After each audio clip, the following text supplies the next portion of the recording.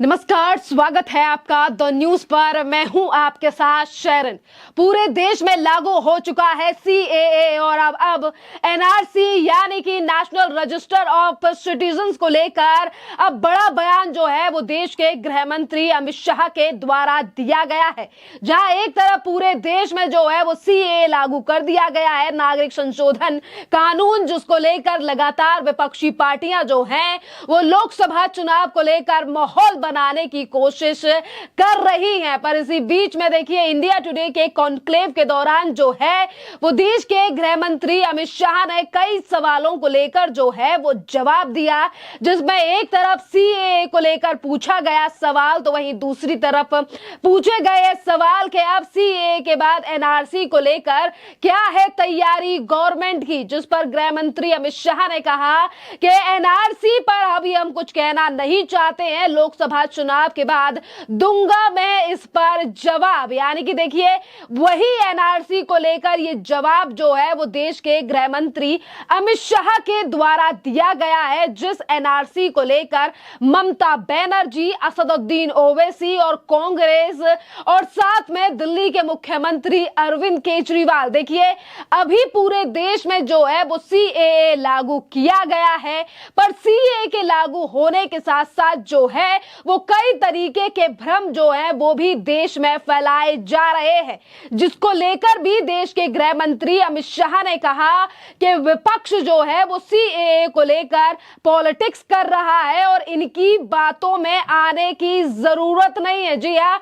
खास तौर पर जो है वो मुस्लिम भाई बहनों से देश के गृह मंत्री अमित शाह ने अपील की और कहा कि इनकी बातों में किसी को आने की जरूरत नहीं है, क्योंकि विपक्ष जो है वो इन कानूनों को लेकर, इन संशोधनों को लेकर लगातार जो है वो राजनीति कर रहा है और इन दोनों ही कानूनों में ऐसा कोई प्रावधान नहीं है जिसके द्वारा जो है वो किसी की नागरिकता छीनी जाए। जी हाँ, एक बड़ी बात जो है वो देश के गृह मंत्री अमित शाह ने जो है वो सीएए और एनआरसी को लेकर ये कही है। जिस तरीके से असदुद्दीन ओवैसी हो या ममता बनर्जी हो और कई राज्यों में जो है वो सीएए को लेकर अभी से धरना प्रदर्शन और प्रोटेस्ट जो है वो शुरू किए जा चुके हैं, तो वहीं दूसरी तरफ दिल्ली के मुख्यमंत्री अरविंद केजरीवाल का कहना है कि देश में पाकिस्तान को बसाया जा रहा है। और जब एक तरफ देश में लोकसभा के चुनाव आने वाले हैं, जिसको लेकर आज विपक्ष जो है वो लगातार सवाल केंद्र सरकार से कर रहा है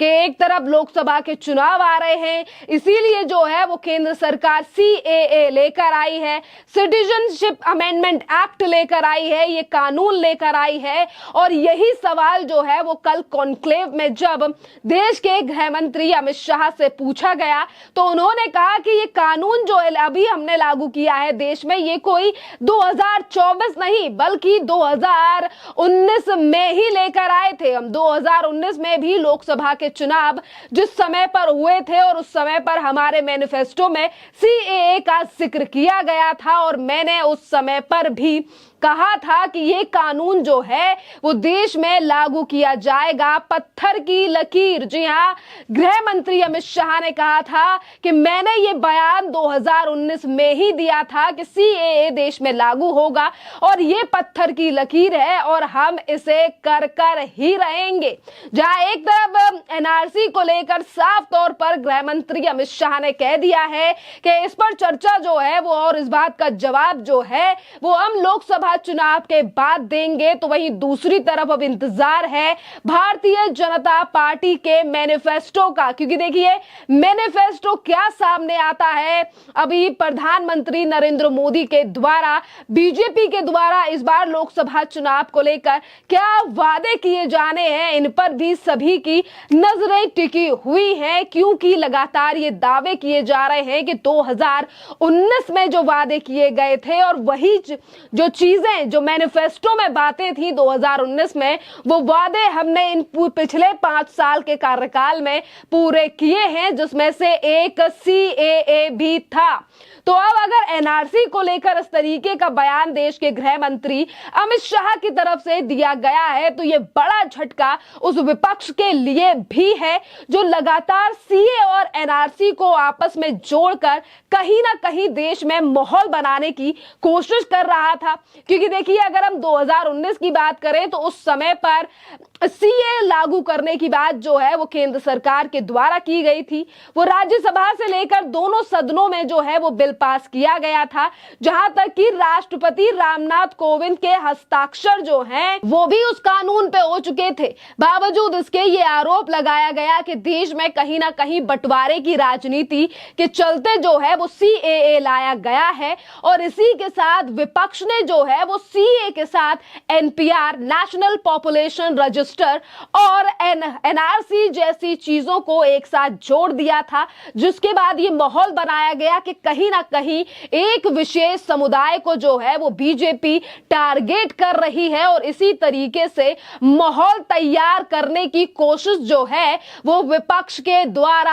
जो है वो की गई थी। और देखिए, 2019 में इस कानून को पारित किया गया था दोनों सदनों से, जिसके बाद देश की राजधानी दिल्ली में हुए थे 2020 में दंगे, और उन दंगों को अभी कोई भी नहीं भूल सकता है कि किस तरीके से इसी सीएए की आड़ में देश की राजधानी दिल्ली की सड़कों को घेर लिया गया और उसके बाद जो है वो दिल्ली के मौजपुर, सीलमपुर जैसे इलाके में 51 लोगों को मौत के घाट उतार दिया गया, जिसमें से एक आईबी के अफसर अंकित शर्मा और इसी के साथ उत्तराखंड का एक लड़का जो कि होटल में काम करता था, उसको कितनी बेरहमी से मार दिया गया था। तमाम इस तरीके की चीजें जो हैं वो 2020 में देखने के लिए मिली थी और उसी तरीके से फिर एक बार माहौल जो है वो खराब ना किया जाए, क्योंकि देखिए, पश्चिम बंगाल, केरल और कई और राज्यों में जो है, जहां तक कि दिल्ली जो कि देश की राजधानी है,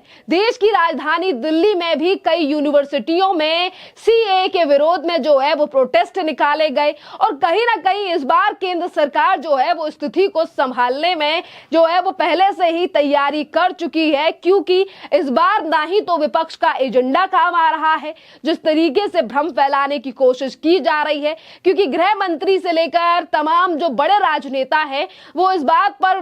कई बार कह चुके हैं कि सीए हो या फिर एनआरसी, इसमें कोई भी ऐसा प्रावधान नहीं है जिसके द्वारा किसी की नागरिकता छीनी जाए। और वहीं कई ऐसे विशेष